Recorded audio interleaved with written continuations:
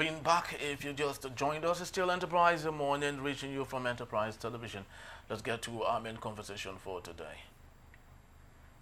Former President Goodluck Jonathan and Nobel Laureate Wole Soyinka have spoken against the suspension of elected officers in Rivers State in Nigeria, while Jonathan condemned the suspension of democratic rule in Rivers State, saying he was disappointed that elected officials were removed and described the development as capable of bringing Nigeria into disrepute. Soyinka said it was against the spirit of federalism. The former president maintained that the image and investment opportunities of the country heavily depended on the actions of the executive, legislature, and the judiciary. He blamed the three arms of government for their roles in the Rivers State crisis, accusing them of engaging in abuse of power. According to the former president, quote, "The key actors in Nigeria, from the executive to the legislature and the judiciary, know the correct thing to do, but they are refusing to do it. They are pretending to sleep, and waking such a person is extremely difficult because the person knows the right thing, which is a clear abuse of office and a clear abuse of a power." The former president said it was difficult for anyone to have faith in the judiciary in a situation where an individual dictated what to do to the bench. While presiding over the affairs of the country, Jonathan declared a state of emergency in three northern states of Borno, Yobe, and Adamawa in May of 2013 due to the Boko Haram insurgency, but democratic institutions in those states were not suspended.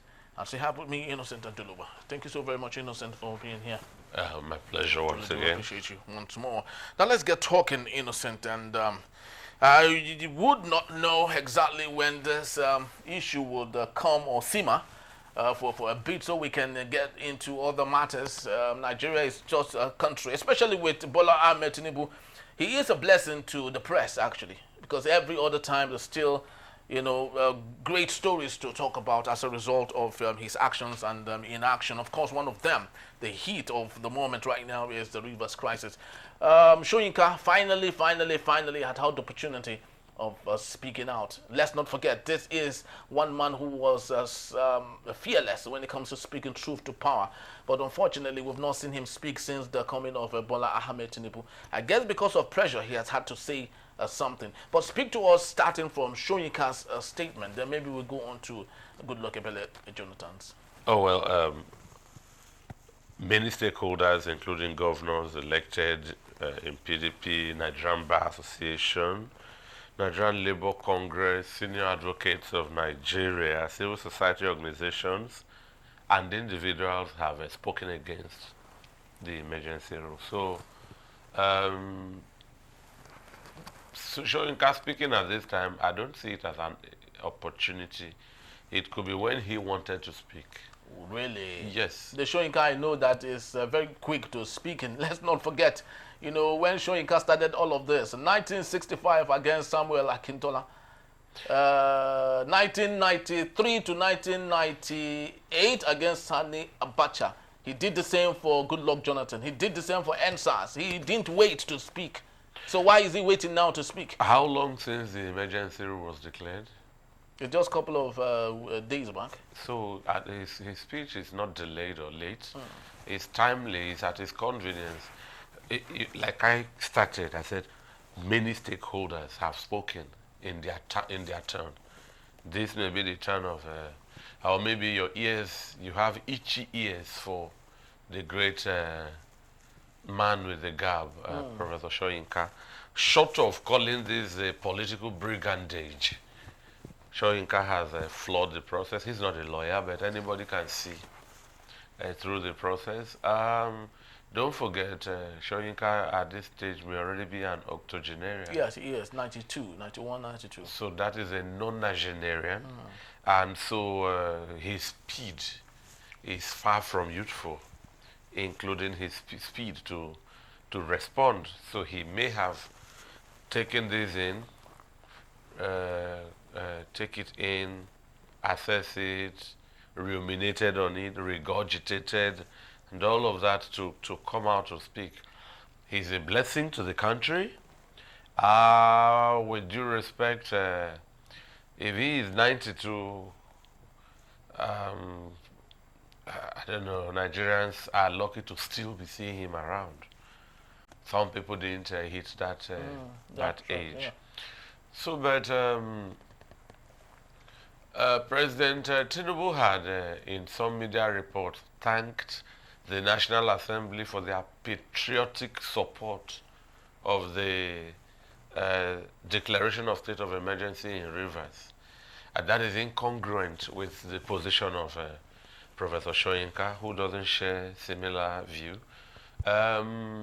Lots of people have said it's a direct ploy to annex Rivers into the APC fold.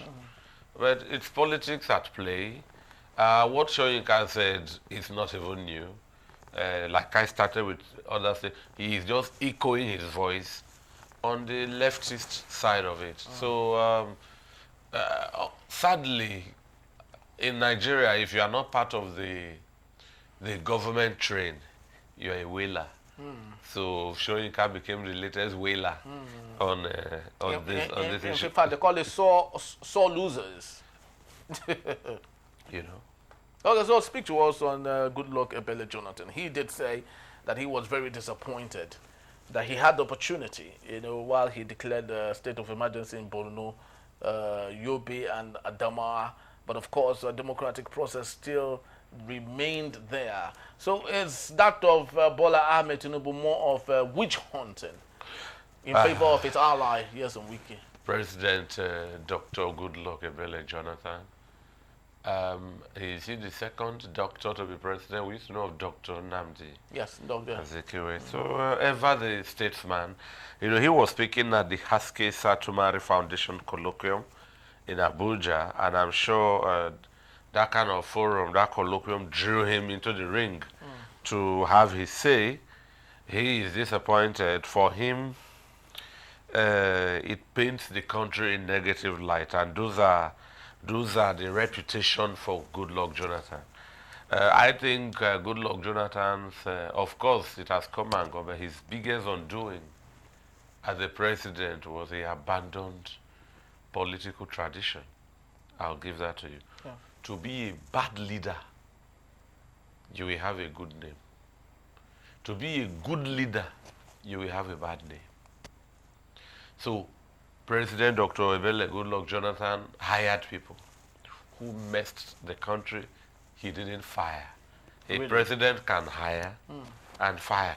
President Obasanjo both hired and fired. And so while certain people were flagrant, we don't point at them, we are pointing at. So he is a good man. He hires, he doesn't. So he became a good leader, and his bad name threw him out. President Obasanjo was a bad leader.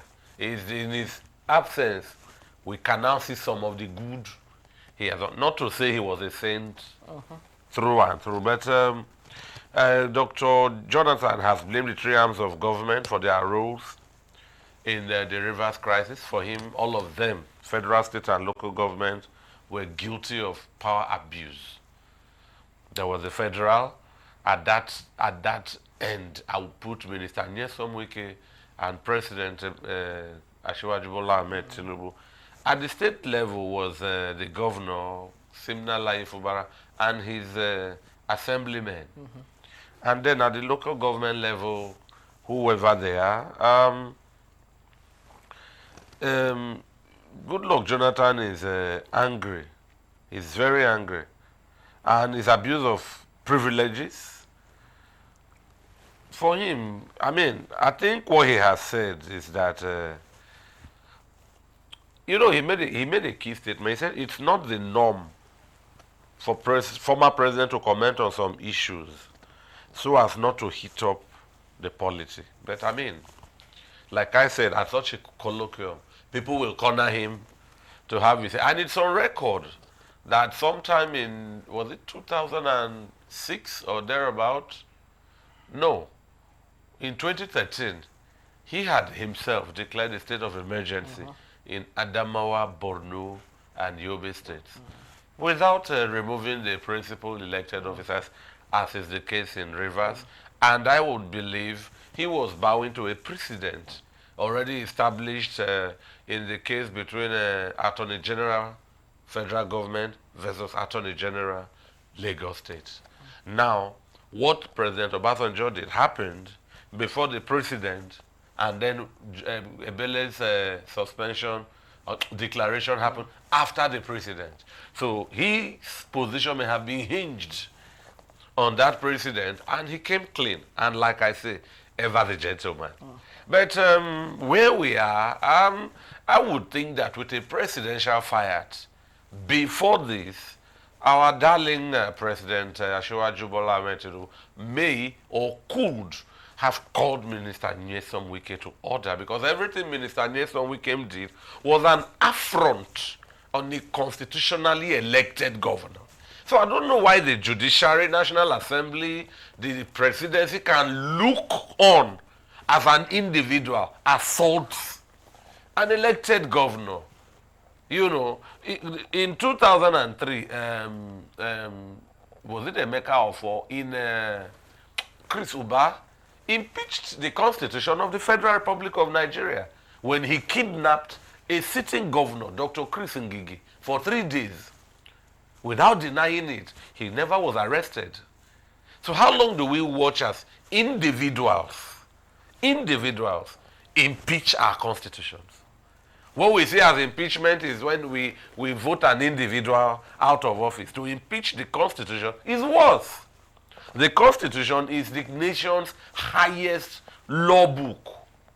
And so if individual, there is that moving now, above the law. If individuals starts getting above the law and are sheltered comfortably, Henry, I don't know what kind of omen that is. And those are the concerns of must listen to statesmen, Professor Soyinka, and indeed Dr. Jonathan. Do you think President Bola Ahmed Tinubu respects the Nigerian constitution?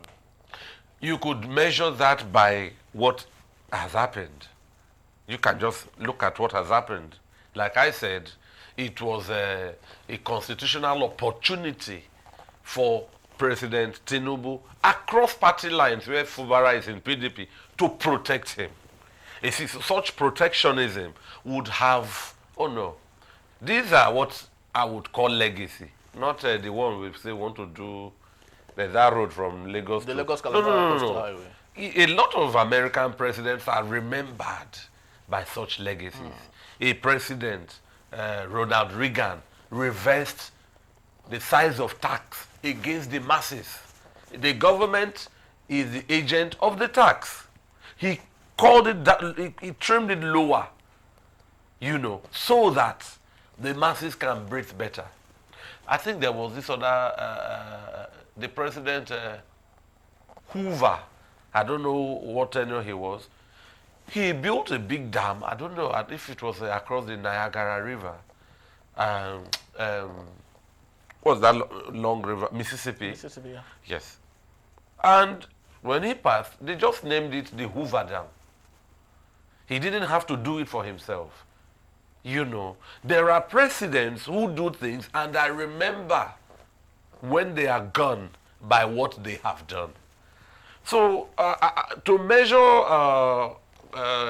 the constitutionality of constitutional compliance of President Bola Ahmed Tinubu is to look at what has played out. You know, was it reversible? Was it, could we have, was it avoidable? It's in every inch avoidable, but in politics, this is the politics of games theory. This is the politics of games theory. And we don't know the fate of Governor Siminalayi Fubara post 6 months. We don't know.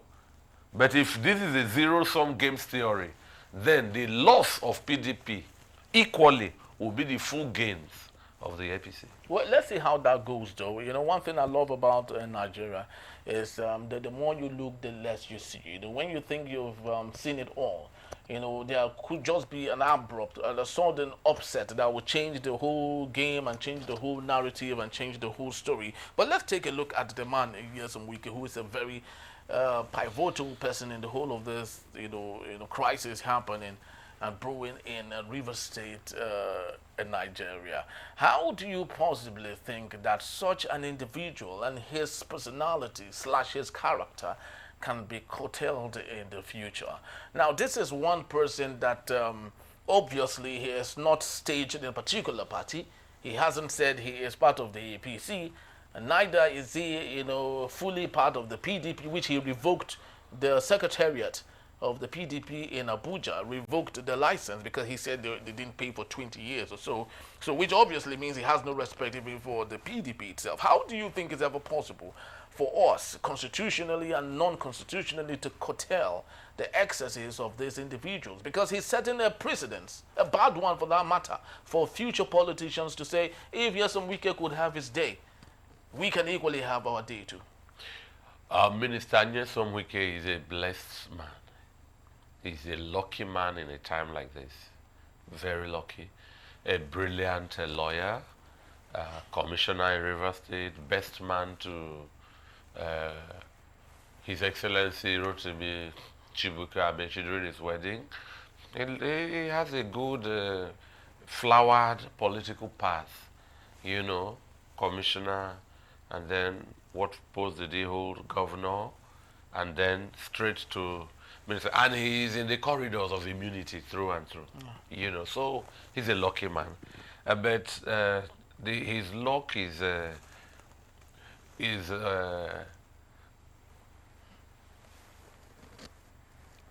clashing with the rule of law. Where the rule of law is strict, activities of Nyesom Wike would have led to him no more occupying that seat. Like I said, you cannot carry out an afternoon affront on a constitutional elected governor, possibly, we will say, insane climb, and still hold your ministerial seat. So he's a lucky man. The PDP seem at a loss of how to treat such a member. I don't think right now Minister Nyesom Wike is one of the leading members that is making the PDP proud and looking attractive for 2027. I don't think so. Neither do I think the APC are angry with Minister Nyesom Wike. He is a man who brings a lot of favors into the APC through the other door. So he is in a good place. The law of this country does nothing to Minister Nyesom Wike.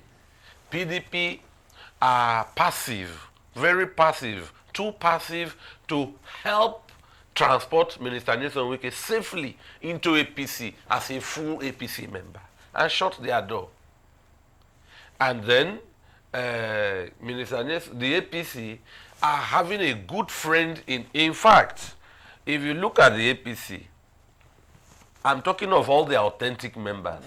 Minister Nyesom Wike, so to speak, of the PDP, is doing better than any of the APC member he's expanding the frontiers of the APC.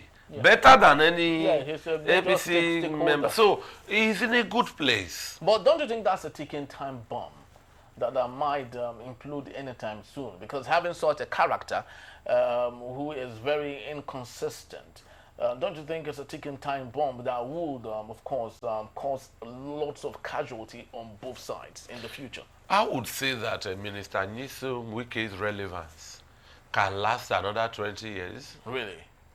Or another 6 months. Minister Nyesom Wike's political worth and relevance today is predicated on how long the APC leadership finds him useful. He's no more a standalone man. There is Peter Obi now. There is Atiku. Who were the other contestants? Showore. With or without the APC, their relevance, their political capital is intact. But I will give you this analysis that the political worth of Minister Nyesom Wike is no more in his hands. It's in the hands of the APC for as long as they find him useful. If it takes 20 years, that's how long he will be relevant. If it takes 6 months, that's how long he will be relevant. Yes, because that is him.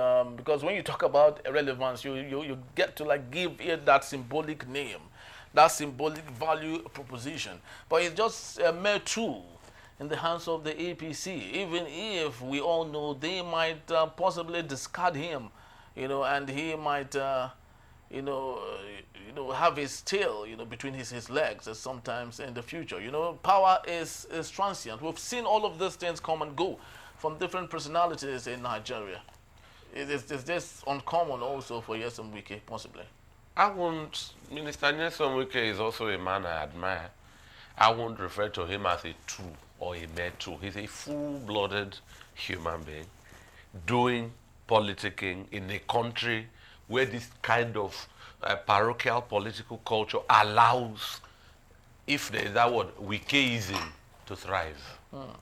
You see, as developed as the US is, there is Trumpism, and it is thriving. But you see, it's under heavy media scrutiny and criticism. We don't know that much here. So he's not a mere tool. I told you, look at his trajectory. Maybe his second name is Favor.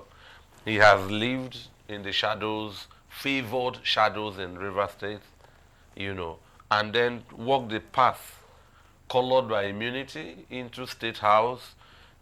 And to his credit, he was a very high-performing governor in his time. His infrastructural testimonies are huge. And so he was a darling, but leading to elections, interests were divided. And everybody were all we like sheep, have gone astray, or fly away Peter, fly away Paul. So, and it has left the PDP in the state they are now. Picking up is a big issue. Like you said, his friend is the chairman of the party, So, but the PDP has a board. I think it's time the PDP give themselves a very thick spinal cord and define their identity, vision, and direction. Well, that would only be possible if they get rid of all the moles in it. Remember, Anyango is a mole there, allegedly. The PDP current chairman, Damagong, is equally a mole, is an ally to Nyesom Wike. So how can they build that spinal cord when there are moles there to infiltrate and cause harm? The PDP has a board. The PDP goes for congresses.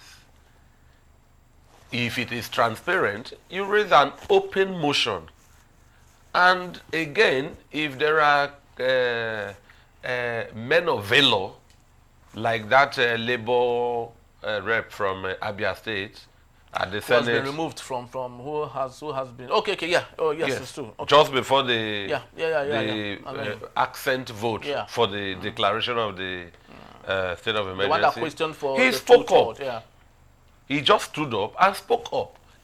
And so irrespective of this, the leanings of whether it is unanimity rule, you can single that man out as somebody who spoke up. So at a PDP Congress where there are men of valor, they can vote in the possible way that points towards progress for the PDP, irrespective of whose ox is God. Now, speaking about whose ox is God here, the South leaders of the PDP have come out to disown what President Bola Ahmed Tinubu has done. But unfortunately, we have governors of Cross River and Edo State saying that they are different from what the South leaders have stated. Do you think in any way there could be a coming together to fight this common, enemy that is bordering the South region of Nigeria? Individuals can be unique from a group. So even if the group is South, were you expecting Cross River and Edo State to speak otherwise? Governor Okwebolo, barely 6 months in office, has thrown his hat in the ring for President Ashiwaju's second tenure. So it is in these good times people sing Hosanna. Cross River are on the first APC electoral victory after the oral professor Ben Ayade defected into the PDP. APC. They defected from the PDP to APC. into the APC. So will an APC governor look and say, I mean, that's anti-party. Okay. And that's where chivalry is rare. I watched during the Trump trial, a Republican, I keep having his name, he came to testify and said, and he withheld his support for Trump. Standing alone in a podium, nobody, he wasn't hiding behind one finger. So that does not in any way invalidate the position of the Southeast governor. Because if you take how many people, how many states make up the South-South, how many states make up the South-South, how many are for or against? Just like in the Senate, unanimity rule will dwarf and snuff out that. But this tells you the cracks of Nigeria's regionalism. Because there is an ethnic link in all of this. Yes. And there are no, and Edo is not a predominantly Ijaw state. Yes, not. They are not. So, but Bayelsa, Rivers, Akwa Ibom have Ijaws who feel on the minority clamor. It is a first time for an Ijaw to be governor. Let him have his time. So, Cross River, I don't think they have Ijaws in Cross River. Not you have predominantly Efik. Yes. Along Akamkpa, Odukpani side, coming into Calabar, South Calabar municipality, Bikwo, and all of that into Bakassi, Abana, and all of that, urban area. So maybe, yes, an ethnic cry, but there are constitutional backings. We've heard the leader of the South Governors Forum speak to this. I've watched Seriake Dixon speak to this, you know. So what is wrong. But I don't see a reversal. Why? This is Nigeria. This is Nigeria. This is Nigeria, ladies and gentlemen. And the man of the moment, Siminalayi Fubara, who was missing. Everyone was asking, where is Fubara? Where is Fubara? Yesterday, he made the first appearance, public one, when he attended church at the Salvation Army Church in Rivers, in Port Harcourt. Of course, then everyone knew that he was very much around. There was just a little bit of a rumor here and there that he exiled to Bayelsa. But of course, that's not true. He still remains in Rivers State, of course, waiting, hopefully, that at the end of the 6 months, maybe he might be reinstated. We do not know, but it's a developing story. I don't think people should. Anyway, the media will look for news headlines. Yes. But if Governor Siminalayi Fubara, along with the elected assemblymen, are suspended, his whereabouts at this time is not a national priority. Yes, because if he is around to fulfill what function? There is a sitting sole administrator in Ibogete Ibas. So the less of Fubara we see, the better. If I were him, I'll consult widely within my party, and then we bide the time for 6 months to expire. So what happens to the LG election? What is Fubara? What role is he to play there? Do you think it might still hold? Because Fubara has given September, I guess, for a new election. 90 days after the Supreme Court dissolved the local government chairman there, he had given for six months until September or November, I guess. Henry, for fresh new elections. So the state of administrator, I don't think the state of emergency has ambushed the River State local government election. If it holds, you can guess where the results would go. Pan to. Without the governor, you know, governors, incumbent, they have the complexion of the election results at the local government level is traceable to the impact of an incumbent. Sometimes in Nigeria, you hear that all the local governments in the state all voted in the in favor of the ruling party. So, I mean, but for now, if Governor Fubara feels like having a vacation in Bayelsa, he's even a nobleman. He didn't just take the first plane out of the country as some people would do. So he can mingle with his co-ijos in the neighboring state. If he wants to stay in Abuja, if he wants to go to even what's that place in where we have Boko Haram in Borno? Sambisa. If he wants to go to Zambia, so be it. There is a sitting man who is the administrator.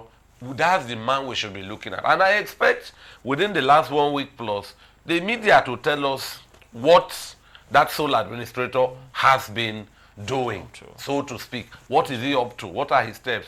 The allocations not given to Governor Siminalayi Fubara for not presenting a budget to the House of Assembly has just been given to the sole administrator, Ibas. And now, promised, and the budget is also yet to be presented. So I don't know what premise. So it is some of these distortions and discrepancies that is making a large number of stakeholders speak out against what is ongoing in Rivers State. All right, it's a developing story, like I did say before. The sole administrator, and of course, has mandated the reconstruction of the house in Rivers State should be finished in the next 3 months. So the reconstruction is ongoing, and hopefully it will be done and dusted, I guess, before the 6 months elapses. And let's see how that goes. I sincerely do feel and believe that Bola Ahmed Tinubu would have a reason to recuse himself, even if he is the president of the country, from matters that seriously needs a constitutional interpretation from those who know and understand better. Thank you so very much, Innocent Abdullah. My pleasure to be here. I truly do appreciate you. So that's just about the time we have today. We'd love to say thank you to you for making it a date. Please do well to visit us. You can always find and reach us to read up on these and more at enterprisetvnews.com. And if you would want, you may rewatch this when you visit us at enterprisetvnews.com across our social media platforms. My name is Henry Igwebike. Nice doing business with you. Thank you for watching. I'll see you tomorrow, right and early. Bye-bye.